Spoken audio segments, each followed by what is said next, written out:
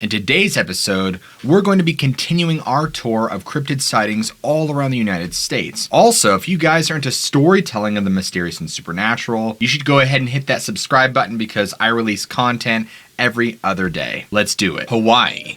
The tropical island of Hawaii is arguably one of the most desired destinations for honeymooners and people just looking for a break from the hustle and bustle of the continental United States alike.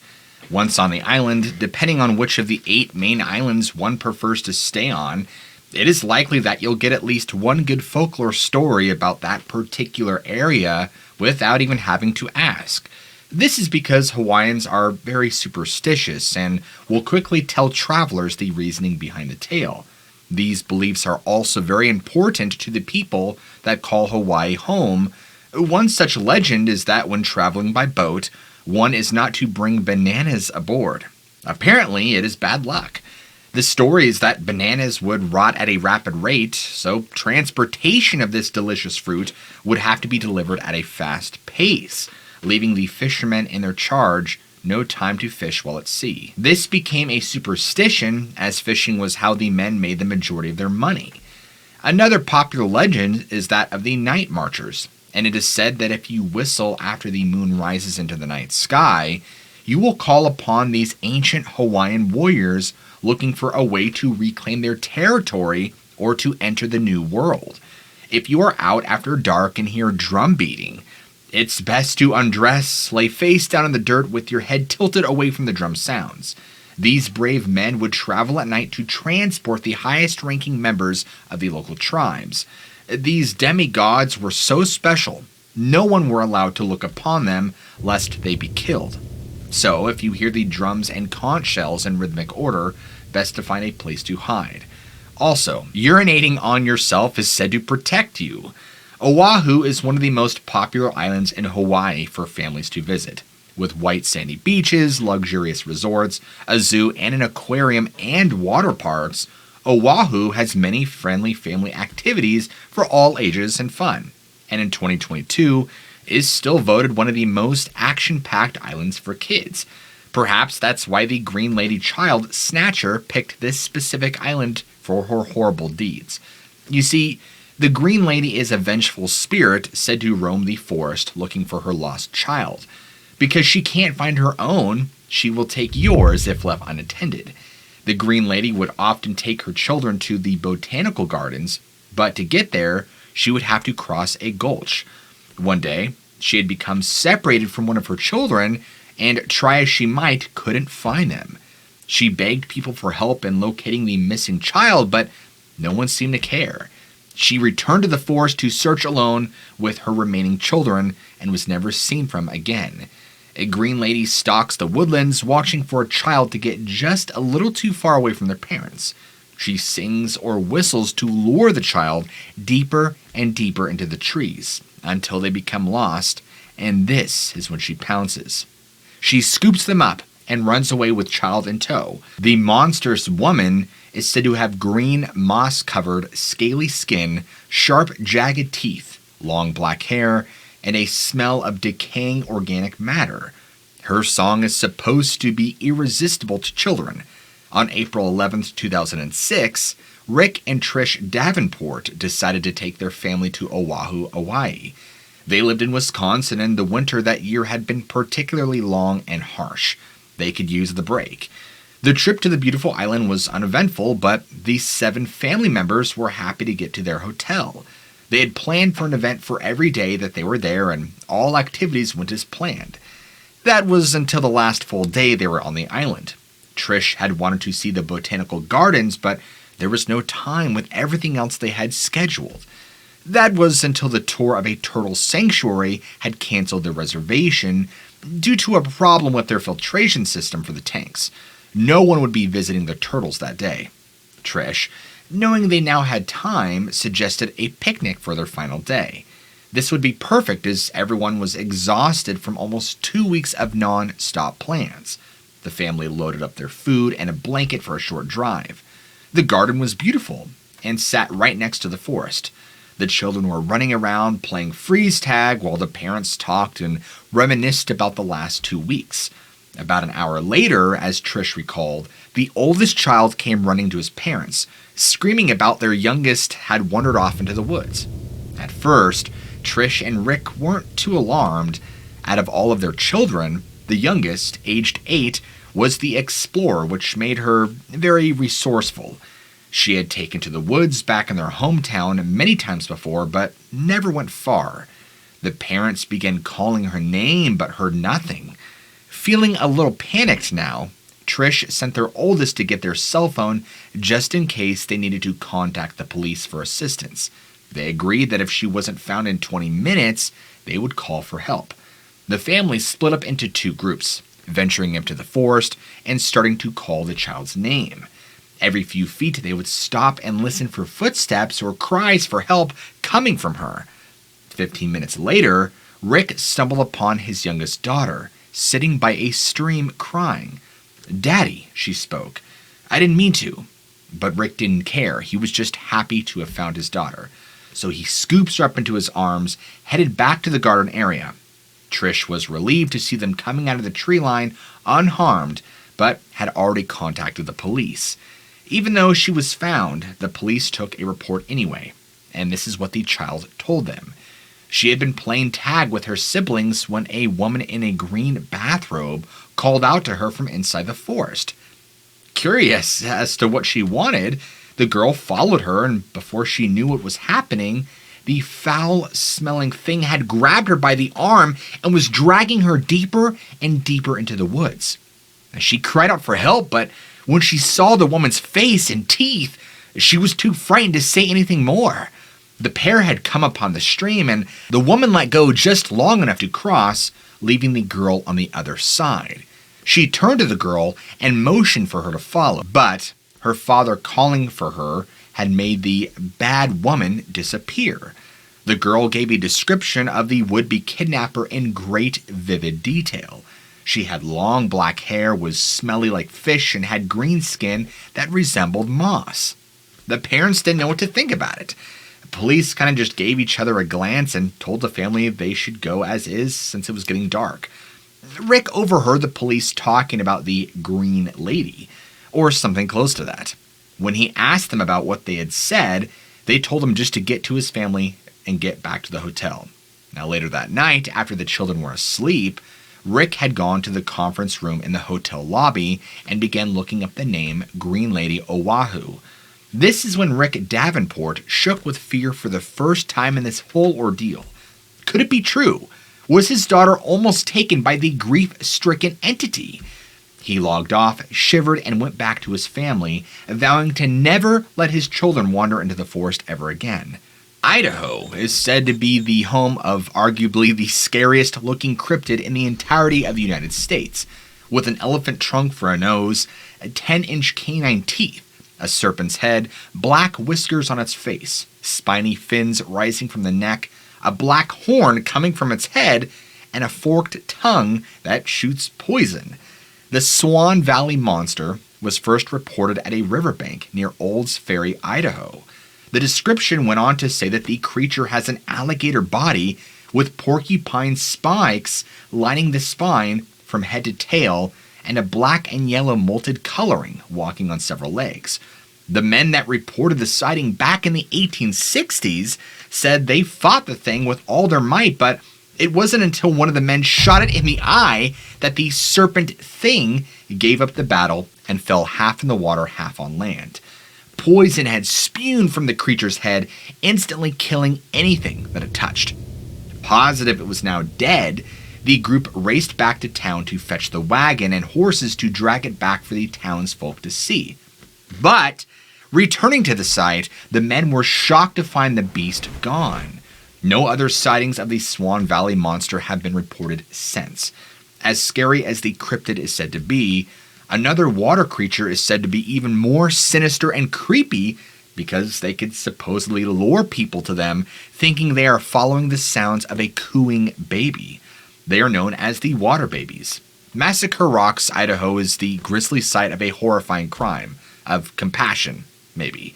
In the 19th century, mothers were sometimes faced with famine, and having a starving baby to feed was overwhelming.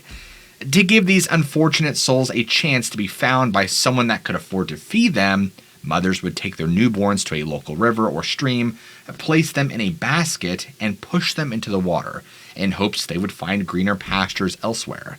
The children would either drown or hopefully be found by a passerby and taken into their care. Some of the babies weren't rescued and met an untimely end. No, they adapted to the water, growing scales, tails, and gills.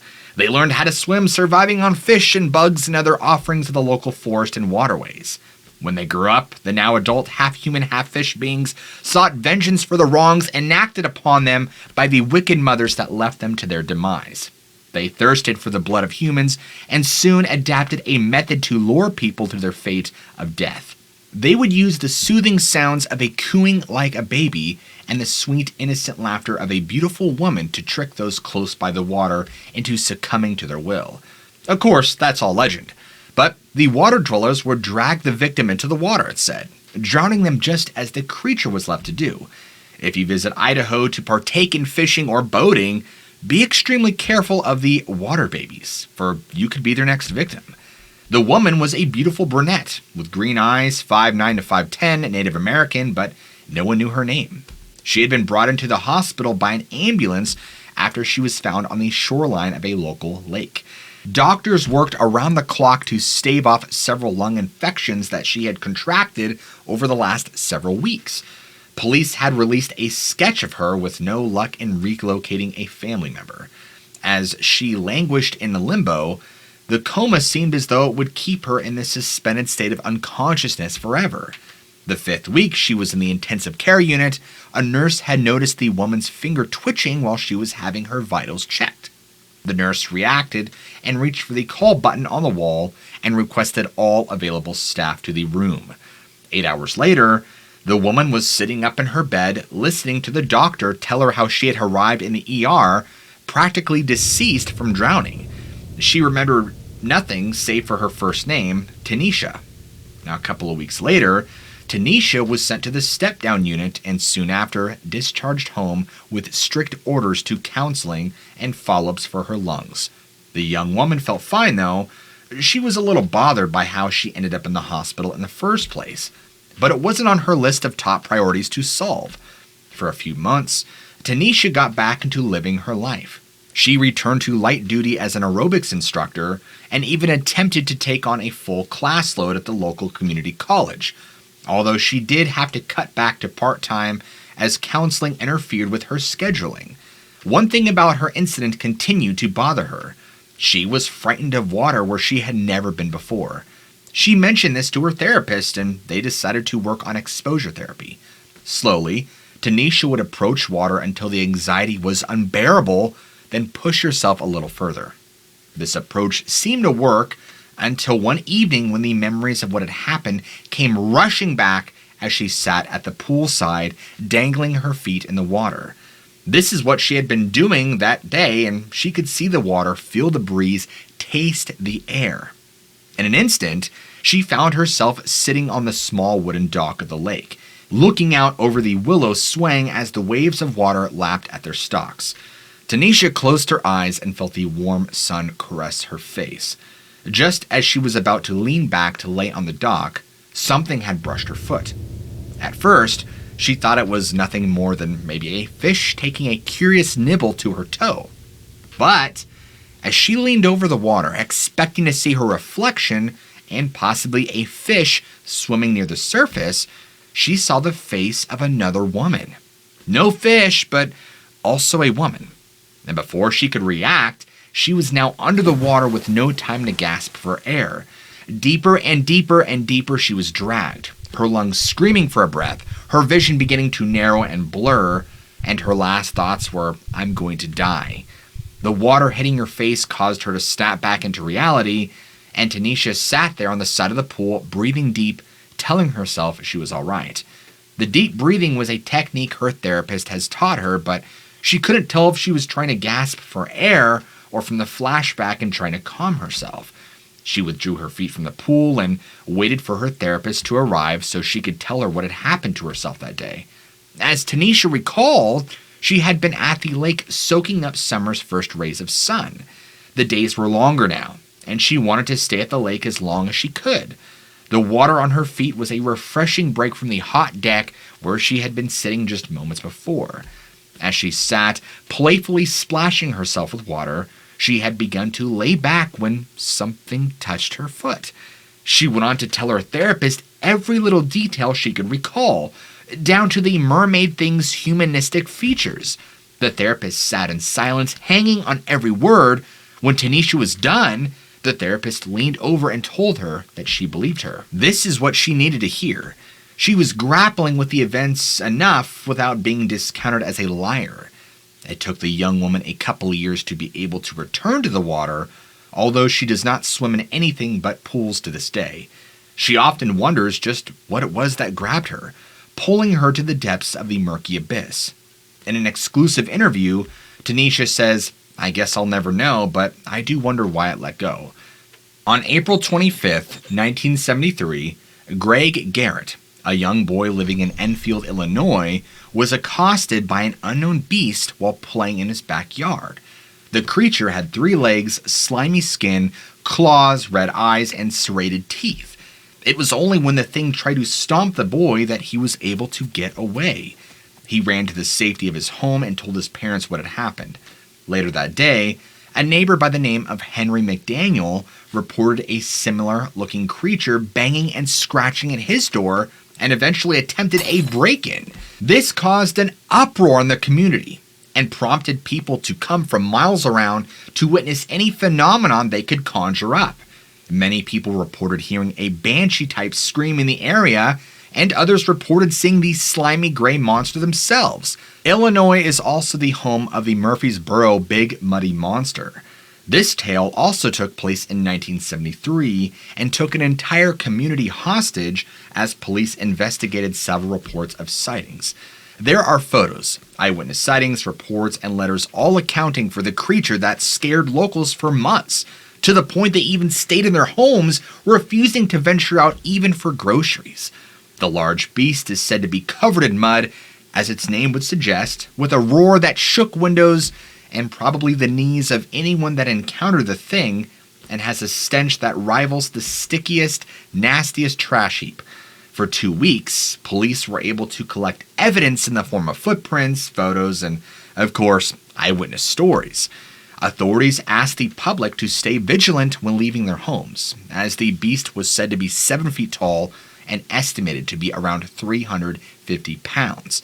Some speculated this event of the swamp squash was related to the Enfield horror. The Lake Michigan Bessie, or the Lake Erie Monster, is an eel-like cryptid and is fondly known as Bessie. The Bessie is estimated to be between 30 to 60 feet long with a reptilian-looking head. The sightings go back as far as 1817 and is possibly a member of the sea lamprey family. Many dispute this claim and stand firm that Bessie is their very own Loch Ness-type monster. There is a 52-second video available of an unknown snake-like creature swimming along the shores of a pier in South Haven, Michigan. Many speculate that this is the same animal as Bessie and possibly a second one. Sasquatch, monster moles, and trolls, oh my. Indiana, home of many things and apparently the Pukwudgie, a troll-like creature that stalks the woods and can seemingly disappear at will. Standing only 3 feet tall, with pasty smooth gray skin, the little shapeshifters can control the spirits of indigenous people that they have killed. When shapeshifting, the creatures take on almost a porcupine appearance and can lure people to their demise. Pukwudgies are often known to carry poison darts for defense. They are forest dwellers, and although they used to be friendly towards humans at one point, they are said to have turned against them because of the humans' annoying ways as well as their devotion to a known enemy of the Pukwudgie. Having created the landmass we know as Cape Cod, Moshop was a giant, kind-hearted deity that lived in harmony with Pukwudgies and humans. Noticing how distracted the humans were with devotion and love for Moshop, the Pukwudgie became jealous of the relationship that humans developed for the kind deity, and they vowed to consume as many humans as possible. This would also mean that the spirits of those they took out could be controlled by Pukwudgies, and if the spirit happened to be indigenous, They were thought to be more powerful and highly sought after. Pukwudgies began hunting straggling or lost hikers and would use trickery to lure their victims. This is what makes them so dangerous. The vicious cryptids are masters at using sharpened tree branches to skewer prey, tossing sand into the eyes as a means to cause blindness, and will even toss especially annoying humans off of cliffs. One story of a would-be victim was told to only her closest friends and family because she felt others would judge her. Allegra Benally was celebrating her cousin's coming-of-age ceremony in Indiana. Family had flown in from all around the country to celebrate this most important ceremony for a Navajo female.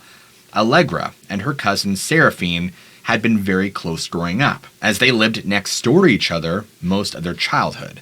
Seraphine's mother had taken a job in Gary, Indiana, and this meant that his two cousins would have to write often to stay in touch. The year was 1983, and cell phones weren't a thing yet, so writing was the only way to communicate with her beloved cousin. Miller Woods wasn't far from Sarah's house, so Allegra waited until the adults were busy and stole Sarah away for a quick walk.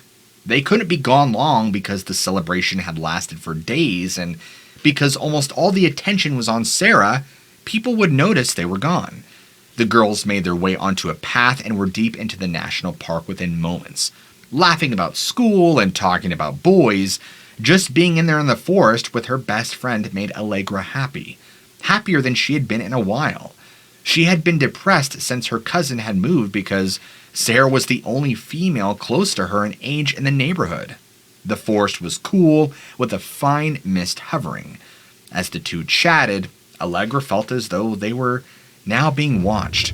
She kept looking over her shoulder at the trail behind them, but saw nothing. As she turned back to Sarah, about to say, "We should turn back," Sarah had abruptly stopped and was standing almost frozen. Allegra stood for a second, looking at her cousin standing there as if she could not move. Using her hand to wave in front of her face, Allegra asked Sarah why she had stopped just as Sarah was raising her finger to point down the trail. Allegra followed her cousin's finger and gasped in horror at what was standing just a few yards in front of them. A figure stood just a couple of feet tall and held a sharpened stick in its gnarled hand.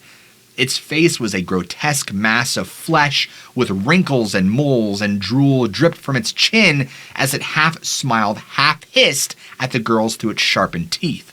The two stood there in place for what seemed like hours in a standoff with this thing that Allegra was sure could take them out in seconds.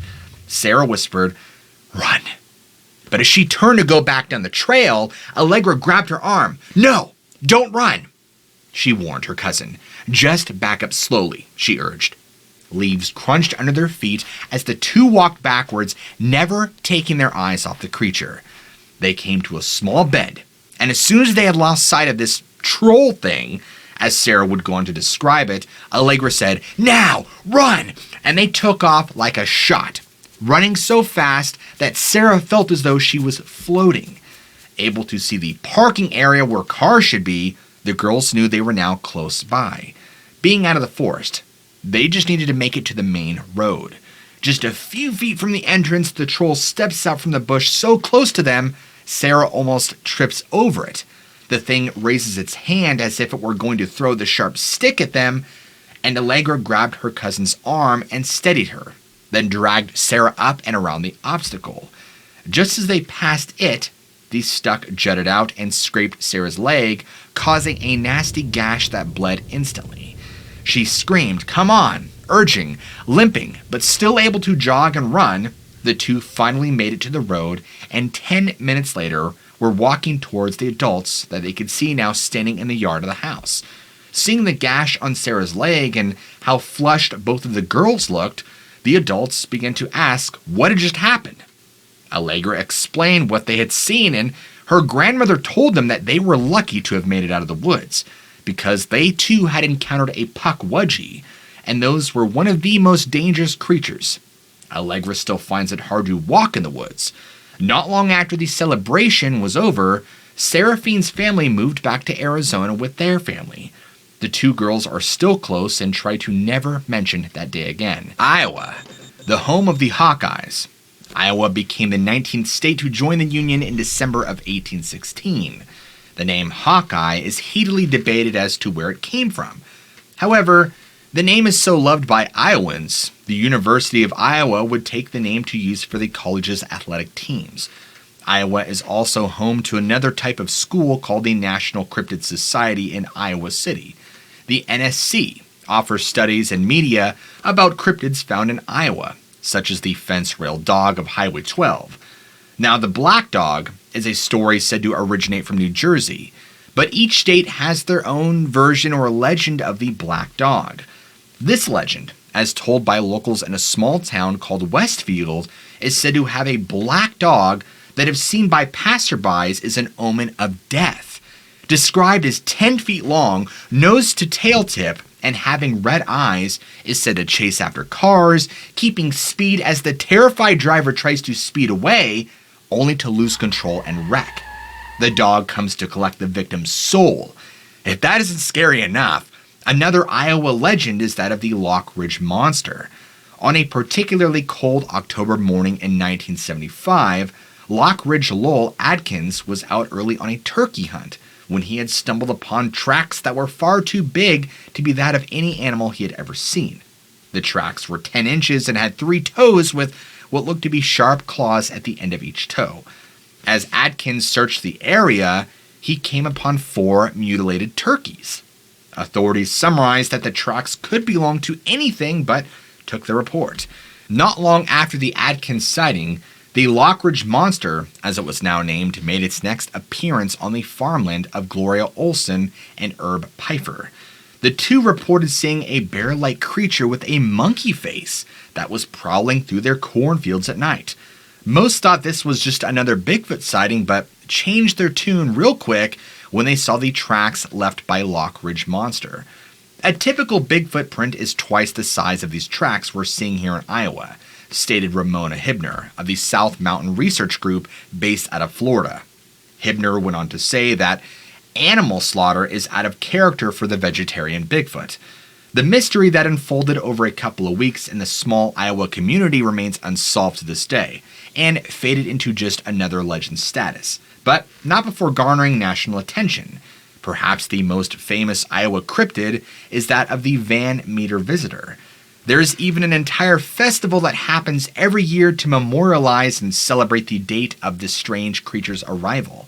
The Van Meter visitor, almost 117 years ago in October of 1903, several prominent members of Van Meter, Iowa, reported seeing a creature so unlike anything they could have ever dreamt of that they went to the authorities and the local newspaper to report what they had saw. Residents of the small farming community were out that day collecting their dwindling harvest as the season was coming to an end. As townsfolk were returning to their homes for dinner, a large winged creature was spotted by several bewildered people flying over the area. Described as having large bat-like wings, a terrible stench of sulfur, a commodore-like head, and was able to emit fire from its head.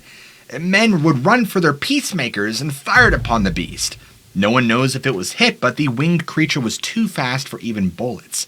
Having the women scared to let the children out to play, menfolk gathered and chased the thing to a local coal mine, where they met with not one, but 2 of them. The men opened fire and didn't stop until the creatures had finally retreated deep into the mine shaft, never to be seen again. Every year, around the same time, men from Van Meter would stand guard outside the mine to make sure the monsters did not attempt to escape. Today, townsfolk are a little more accepting of this monster, and have even begun festivals to keep tradition of the men that would return to the mine looking for the monster. Every September, people come from all over the U.S. to hear the story told by locals and are able to go on a tour/hunting expedition of their very own. Guided tours are given by flashlight to the mine shaft, and there is also paranormal presentations, food, drinks, monster-themed games, and much, much more. But more importantly, what do you guys think? Are these 5 states we discussed today really haunted by these strange humanoid beings? Or Could all of these accounts and sightings be explained rationally? Be sure to let me know what you think in the comments down below. And if you're new to the channel, be sure to go ahead and smack that subscribe button because I release storytelling of the mysterious and supernatural every other day. As always, guys, I love you all. Keep an open mind, and I'll check you guys in the very next video.